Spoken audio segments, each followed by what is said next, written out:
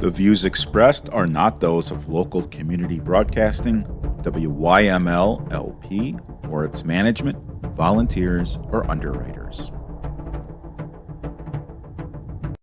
Greetings and welcome back to the Personal Safety Show. Once again, this is Marcus Melnick from Stress2Logic, your host, and we were talking with Dr. Franz about some of the work that he does with troubled youth. So we're going to continue that conversation right now. I became connected to you through a keynote speaking training program. What topics do you speak about? Mental health and meaning for youth, and then mental health and meaning in the workplace, right? So that's my area of expertise. And in my clinical practice on a day-to-day, week-to-week basis, I do a lot of listening and not as much speaking, right? My job is to hear people's issues and maybe provide some feedback. So you can bet when I get the opportunity to speak, man, there's some stuff I just got to get out. Well, I don't want to share all of this goodness about mental health, meaning, logotherapy, the Myers-Briggs, and how people can take all of these principles. Well, there's so many principles. Usually in an hour speech, I can only limit it to 4 or 5 really important ones. But how people can apply that in their day-to-day life, in their work, in their careers, in their families, to really begin the process of achieving optimal health and a meaningful life. Can you tell everyone about your blog and your podcast? The Meaning Project podcast. In the past 2 years, I've had a partner come on board, the good Dr. Baruch Halevi, who's a rabbi. He's also a logotherapist. He's trained in this field, but he comes from a different perspective of being a rabbi and more of a theologian. We talk about different things, what's going on in the world in relation to how we can find meaning in tragedy and difficulty. But then, of course, we've also joined together with another logotherapist, a doctor in psychology, to form the Viktor Frankl Meaning Academy, where we actually have instruction and courses in exactly this, logotherapy and the psychology of meaning. What's your website? How can people get a hold of you, sign up for your programs? What's the best way for people to contact you with any questions or even speaking opportunities?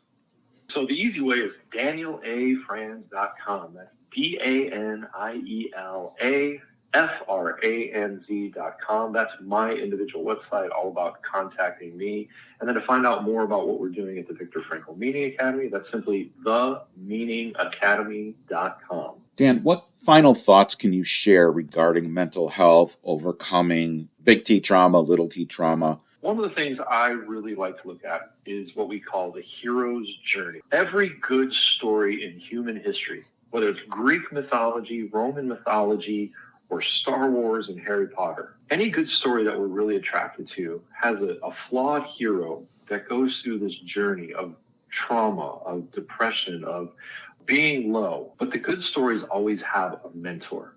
Luke Skywalker has Yoda. Harry Potter has Dumbledore. And so if you're struggling with your mental health, with a past trauma, finding meaning, or just figuring out what to do in your career, find a mentor. Find somebody that's been there. Maybe it's a coach who's speaking from experience. Maybe it's a psychotherapist who's speaking from experience and training. Maybe it's just us at the Viktor Frankl Meaning Academy that like to talk about meaning. On your hero's journey, you're going to struggle. True heroes find a mentor and rise above it. And so I would just encourage anybody, find that mentor, find that person that's going to guide you. It could be a professional, it could be a neighbor, it could be a clergy member, but find that mentor and recognize it's okay to ask for help. We all need a little bit along the way. Ideally, you find meaning while doing that. Dr. Daniel Franz, thank you very much for taking the time to speak to our listeners and share your expertise. And hopefully we can together maybe make a change in someone's life. You may get contacted from this. Absolutely. My pleasure, Marcus. This was a lot of fun. And like you said, hopefully we touch a few people out there and they get what they need from this. So thanks a lot for the opportunity. I want my listeners to know that this is my dream, teaching people about safety. If it weren't for you, if it weren't for my listeners, I couldn't live my dream. So on behalf of my family and myself, I want to thank each and every one of you for allowing me to live my dream. And I also want to continue to live my dream, and I'm excited to continue to spread the word of safety. Recently, I began a new service as a conference keynote speaker. So if anyone would like for me to speak at future events, or if anyone knows of an introduction or would like to discuss how we can work with one another, I'd love to do just that. The keynote speaking website is www.stress, the number 2, logic.com. That is STRESS, the number 2, LOGIC.com. If you're aware of any conference speaking engagements where you'd like to have me speak, I'd love an introduction. You can always share my electronic business card, which is Marcus Melnick, MarcusMelnick.com. Now, back to the show. I have David Dawdy with me, and David works with people who are in and out of the criminal justice system, specifically corrections, who have experienced trauma, or the whole experience is actually traumatic, and he helps them reintegrate into society. David, thank you very much for taking the time to talk to our listeners. Can you tell everyone, what was your role in corrections? What did you do? How did you do it? If you could just give us a high-level overview. It was a place that I never expected to be. And back in 2002, I had done a little bit of job hunting. I've been a psychologist for my whole career. And I get a call kind of out of the blue. Long story short, ended up working in the Michigan State Department of Corrections. As a psychologist, I moved up into supervisory roles, and I eventually became the mental health director for the DOC in the state of Michigan. And that meant overseeing all the mental health treatment that we did inside the prison system, as well as some substance use disorder treatment and treatment for those who had committed sexual offenses, both in prison and on parole. So this call out of the blue, were you just kind of surprised to go into the criminal justice element of psychology? I was working with kids who had some court involvement a lot of the time because they had been in some kind of a foster home placement or they'd gotten into juvenile court supervision. And so it wasn't a huge stretch, but walking into a prison was quite a bit of a change. But I was there for 21 years, and so it quickly became kind of a good fit, to my surprise. And I found that I had a lot of passion around helping bridge that gap for people re-entering their communities. Awesome. And what are you doing now? What do you do today? I'm a consultant in Grand Rapids, Michigan, with a relatively small consulting firm. We mostly work in behavioral health, mostly public behavioral health, but we have a lot of different things that we do. And a lot of our main aims are around access to care, improving crisis systems, and I hope to develop out some work that will help criminal justice systems do better at, say, being trauma-informed, being more aware of mental health issues, and taking better care of folks in the system that need that kind of care. So what kind of care do people in prison, what kind of psychological and mental health care do people in prisons receive? Varies from state to state, but I would say most of the states, especially the larger ones, have really good systems of care. And most people would be surprised to find out what is available for people in prison. That doesn't mean that prison is a place for healing. It's not structured that way particularly, but it can and does happen. And so in Michigan, we have a complete level of care continuum. So if you just need some brief counseling, you can get it. If you need acute care psychiatric services because you are a person that's experiencing suicidal thoughts and compulsions, or if you have psychosis, then you can receive care for that. There are psychiatrists, counselors, social workers, psychologists, and the whole realm of that. So when people think about psychological care, they typically think about the scene in Patch Adams where they're all in a circle and they're trying to do a group session. But it's more than that. Isn't there pharmaceutical interventions as well? Absolutely. Mm-hmm. So there's people that are possibly, I happen to know this particular mental illness because I had a family member with it, but people who are schizophrenic, it's not, I always grew up hearing schizophrenia was bipolar disorder, and it's not. It's completely different. It's an inability to differentiate between the real world and a fantasy world. So there are medications. I think, and I'm not a doctor, and I didn't even stay at a Holiday Inn Express. I think one of those medications might be lithium, but I'm not 100% sure. That's neither here nor there. So, Okay. was I right? Lithium is usually used for mood disorders, I typically mixed for that up then. bipolar. But Okay, the interesting thing is that you can have mixtures of mood and thought disorders. interesting. So they can coexist. Interesting. Okay. Do you deal with anyone who has or have you dealt with anyone who has neurodivergent issues such as autism spectrum disorders and the like? We have a little bit. I think we were seeing it more and more. What my experience had been is that a lot of people with some type of a spectrum disorder like that were not seeming to commit crimes, or they were being diverted from the justice system somehow. That's actually But a good thing. did start to see some more intellectual and developmental disabilities in people coming into prison. Okay. Very good.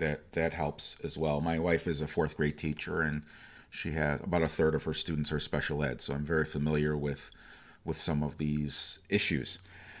So you said you work for a consultant company, Mm-hmm. and I'm going to make a guess that means you're not just limited to working in Michigan, that you would go probably all over the world, but you tell me.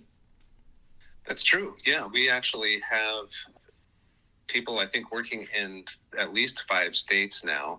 Can't remember the count exactly, but we've got folks in Florida, Tennessee, Virginia, and we have contracts in other states as well. So we are pretty open to working nationally. Fabulous, fabulous.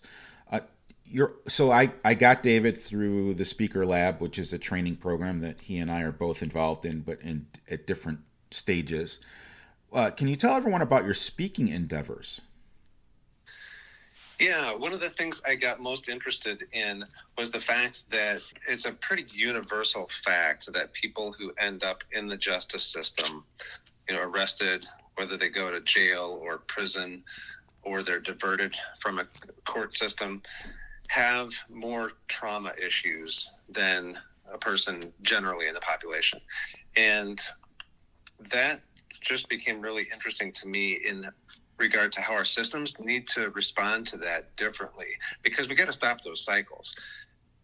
The violence continues when people have had violence perpetrated against them as children, especially. I'm not sure if you're familiar with the adverse childhood experiences study.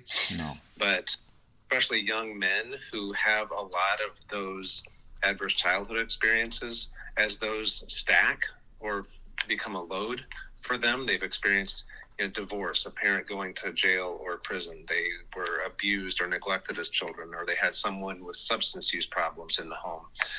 Then they become more and more likely to continue those patterns themselves. And especially for young men, that tends to be violence becomes more and more likely. And so I really think we need to develop systems that are going to not only address that, but start thinking about how to prevent those things and stop those cycles. And so I talk about the fact that the people in our criminal justice systems are more likely to have those kinds of traumas, and we need to pay attention to that if we're going to help ourselves, our whole communities, become better places to live. How does someone, and this is pre-criminal justice involvement, a parent or someone in the family, how can they mitigate this so it doesn't negatively affect the child as they're growing up? Great question. In addition to this whole study of adverse childhood experiences, there have been folks looking at positive childhood experiences. And, thank God for someone like your wife who is working with children, because it really can take as little as 1 or 2 genuinely interested adults to build resilience in a child. And resilience is really it's just what you think it is. That ability to bounce back, to respond positively even when bad things happen. But not everybody is set up to be as resilient as others because of their life experiences and their genetics and all kinds of things. And so we need to build those kind of things into kids' lives where they have some positive experiences and positive things to look forward to. I'm going to go off script a little bit and talk to you about something that I heard literally 12 hours ago, maybe 13 hours ago. It was my wife's birthday yesterday. We went out to dinner, and sitting next to us was a table of these guys were like friends from elementary school, and they were probably in their 70s. They weren't quiet, so we heard the whole conversation, but one of them was saying when he was in kindergarten, he went home for lunch, and he walked back to school, and one of the guys he was walking with got hit by a car and killed. And he gets back to school late. So already, trauma number one, he witnessed someone get killed. That's a horrible thing to witness for a child or an adult. And number two, he's late back at school because he's staying with his friend, and the ambulance is there. And he encounters a teacher in the hallway. Why are you late? And he wasn't an articulate child. So these are his words, not mine. And he couldn't really get out what had happened on top of the anxiety and being upset that we all understand today. This was 50 plus years ago. And she said, you're never going to amount to anything. And this guy's in his 70s, and he recalled that. So words sting. And sometimes it's not so easy to get the right words out, especially if someone's in an emotional amygdala hijack, so to speak. And that happens to people. Some are in it for longer, some are in it for shorter. So you mentioned the negative experiences, and it clicked for me. I actually heard this last night. So it's very encouraging to hear about the positive effect. I'd love your opinion on this. In my world, showing love does not necessarily equate to buying things. What would be a good way for a parent to show love to their child? That is a really thoughtful question that bears some thinking about. Of course, there are many ways to do that. I think finding ways to build memories is really good. And that's, just moments where you spend that time where you're genuinely interested in your child or your niece or nephew or your student or whoever that is. And I think that's what they really remember, is that person cared about me and my interests and what happened to me. And that can really stick with a person. As just think about your own history. Who were the people that mattered and made a difference for you and you have positive memories about, and they cared about you. They genuinely gave a rip about what was going on with you and what you thought and what you cared about. And I will definitely second that notion. When I was a child, we were middle class. We didn't have a lot of money, but I will tell you, every Saturday, my dad and I would work on the car in the garage. I should say, he would work on the car and say, hand me the wrench, dummy, because that was his term of endearment, and I was dummy. Years before I was dummy, his brother was dummy, so my dad would say, hey, dummy, and at a party, he'd both get both of our attentions. So it's kind of a funny thing. But then Sunday, what we would do is we would do all these free things.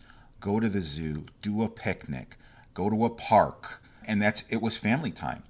And as I got into my teenage years, I picked up a couple of professional mentors who did the exact same thing that you're talking about.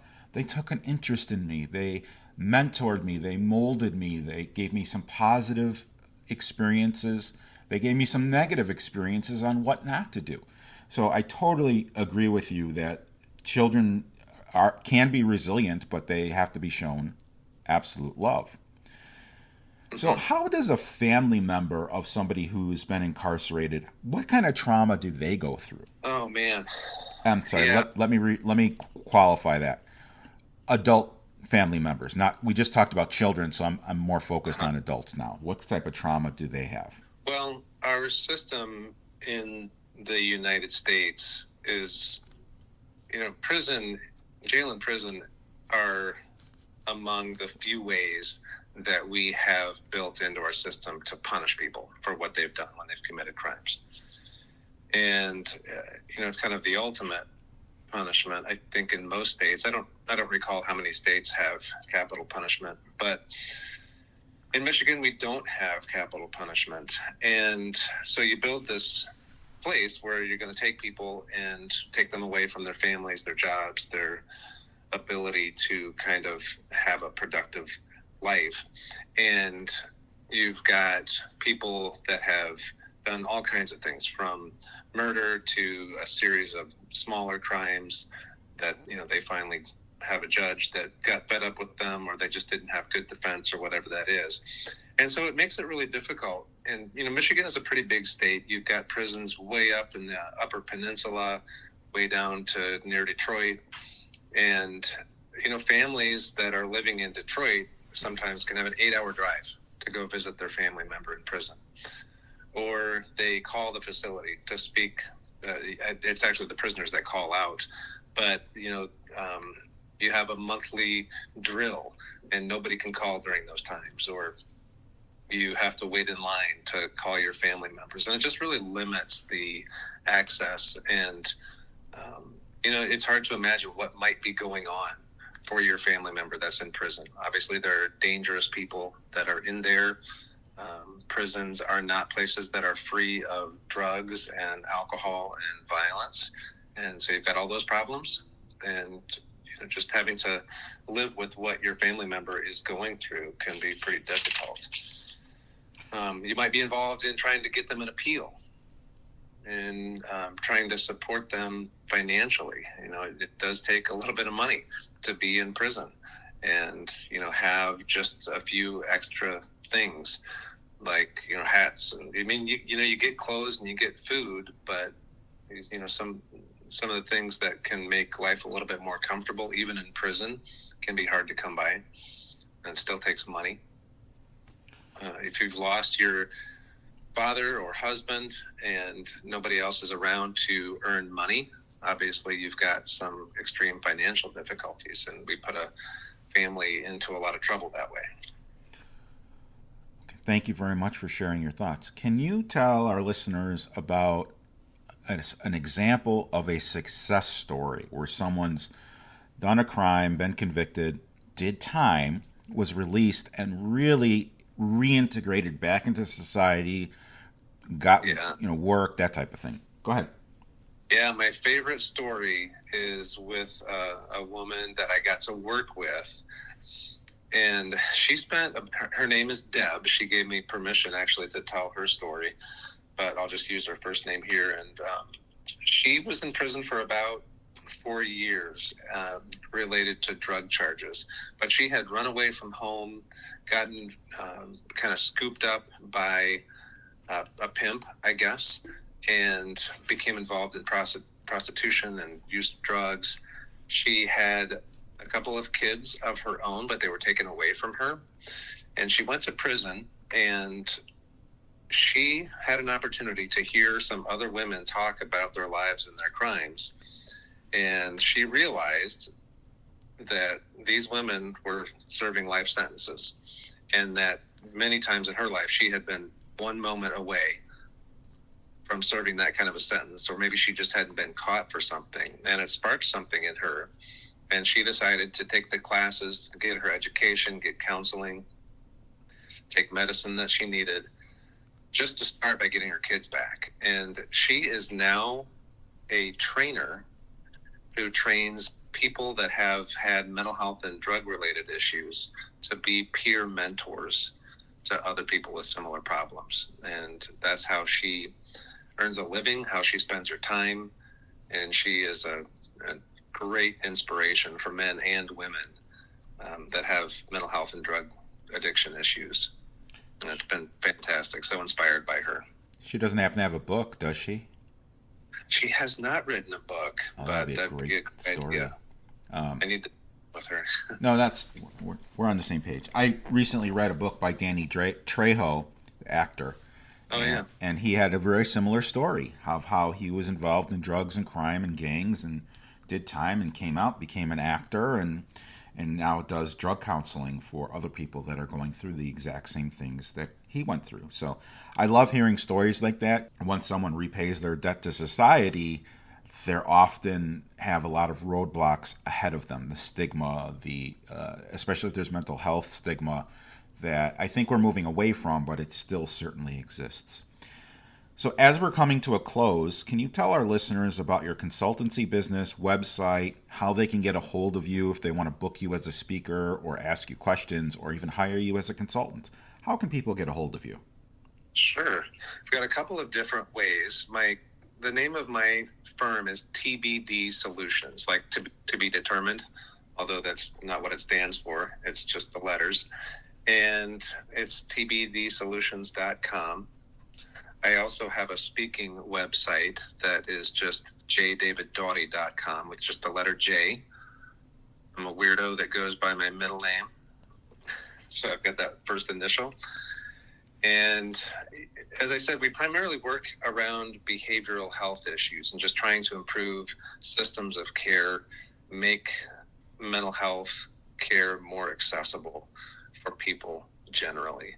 And we have about 30 folks that work for us and have various experience with mental health systems, with jails, and my experiences with the prison system. And we just want to help solve problems and make things better. And there are a lot of opportunities out there. There's a big movement to help fix the opioid epidemic that we've had. And a lot of people that have had opiate addictions end up in jail. They need treatment. People that get involved in the courts, need treatment, and the courts and those systems need to be aware of how they can help and get rid of the stigma that they have against people that have mental health and drug-related issues. Thank you very much for taking the time to talk to our listeners. Those websites are tbdsolutions.com. That is T as in Tom, B as in boy, D as in David, consulting.com. The other one is jdaviddawdy.com. That is jdaviddawdy.com. We have monthly concealed carry license CCL classes in the northwest suburbs of Chicago. Dates can be seen at firearmmentor.com/classes.